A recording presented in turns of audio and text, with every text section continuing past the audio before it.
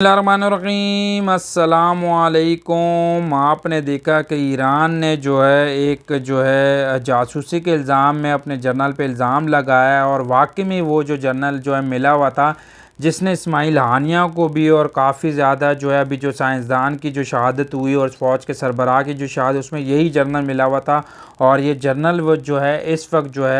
है इज़राइल भाग चुका है और वहाँ पे उसको बहुत सारा पैसा मिल चुका है। और ये जितना भी ईरान के साथ हो रहा था अब तक, जितने भी इनके बड़े बड़े रहनुमा जो है शहीद हो रहे थे और मारे जा रहे, सिर्फ जनरल की वजह से मारे जा रहे थे। और जनरल ने बहुत सारा पैसा जो है मूसाद से और इज़राइल से लिया और अपने जो है लोगों की जो है शहादतें करवाई और बड़े बड़े रहनुमाओं को इसने जो है कत्ल करवाया, शहीद करवाया। क्योंकि ये जर्नल था तो इसको पता होता था कि कौन कहाँ पे बैठा है। लिहाजा जो फ़ौज के सरबराह ईरान में के शहीद हुए, जो एटमी साइंसदान शहीद हुए, जो इस्माइल हानिया शहीद हुए, वो सिर्फ़ और सिर्फ इस जनरल बगैरत की वजह से शहीद हुए जो इस वक्त जो है इज़राइल भाग चुका है और वहाँ पे उनके साथ बैठा हुआ है। लिहाजा ईरान को सबसे पहले चाहिए, और आपको पता होगा कि अभी इन्होंने एक ड्रोन की फैक्ट्री भी जो है मूसाद की वो ईरान के अंदर पकड़ी और इन लोगों को पकड़ा और कहा ये भी जा रहा है कि ईरान ने जो है एटम जितने भी मिसाइल हैं उनके साथ उन लोगों को बांध के किसी को फांसी दे के और अपने जो है मंतकी अंजाम तक पहुँचा दिया है जितने भी गद्दार थे। लिहाजा सबसे बड़ा जो गद्दार था जर्नैल था जो इस वक्त इसराइल भाग चुका और इसराइल के पास है, और इसने जो अपने सारे रहनुमाओं को, बड़े बड़े रहनुमाओं को, फ़ौजी सरबराहों को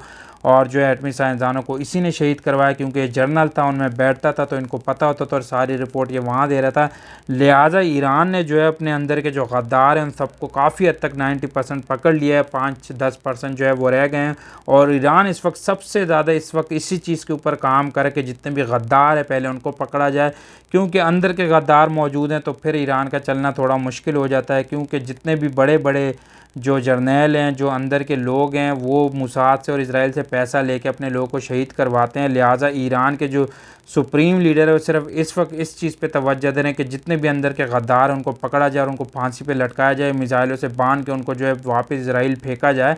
तो इस वक्त इसके ऊपर बहुत ज़्यादा काम हो रहा है, क्योंकि ईरान को सबसे ज़्यादा जो नुकसान पहुँचा है अपने अंदर के लोगों से पहुँचा है, अपने अंदर के जर्नैलों से पहुँचा है और अपने अंदर के जो इनके बड़े बड़े लोग हैं जो मूसाद और इज़राइल से पैसा खाते हैं उनकी वजह से पहुँचा है। तो अब ईरान इसके ऊपर काम करे और जो सुप्रीम लीडर है ईरान के, उन्होंने इसके ऊपर टीम भी बनाई और जगह जगह जो है छापे मारे और एक एक बंदे को चुन चुन के निकाल रहे हैं। लिहाजा ईरान जो है इस वक्त इन गद्दारों को जो है ढूंढने में लगा हुआ है, कत्ल करने में लगा हुआ है और इनको फांसियाँ दे रहा है और मंतकी के अंजाम तक पहुँचा रहा है, ताकि इस तरह की चीज़ जो ईरान के साथ हुई और इतना बड़ा नुकसान हुआ है आइंदा ना हो। तो ईरान को इस बात पे भी सलाम है कि इस चीज़ के ऊपर इतना बड़ा काम करो। और आपको पता है कि इन्होंने ड्रोन की फैक्ट्री भी पकड़ी और कहा जाता है जो इनके जो सरबराह हैं, फ़ौजी सरबराह जो एटमी साइंसदान है, वो उनको जो है इज़राइल से हमला नहीं हुआ, उनको ईरान के अंदर से ही जो ड्रोन फैक्ट्री पकड़ी यहीं से जो है ड्रोन उड़ा था और जाके इसने मिसाइल दागा था और फिर इनकी शहादत हुई थी। तो ये भी साफ ज़ाहिर हो चुका है कि ईरान के अंदर से जो ड्रोन फैक्ट्री यहीं से जो है ड्रोन उड़ा था और उसने जाके फिर इसको निशाना बनाया था, इज़राइल से नहीं हुआ था।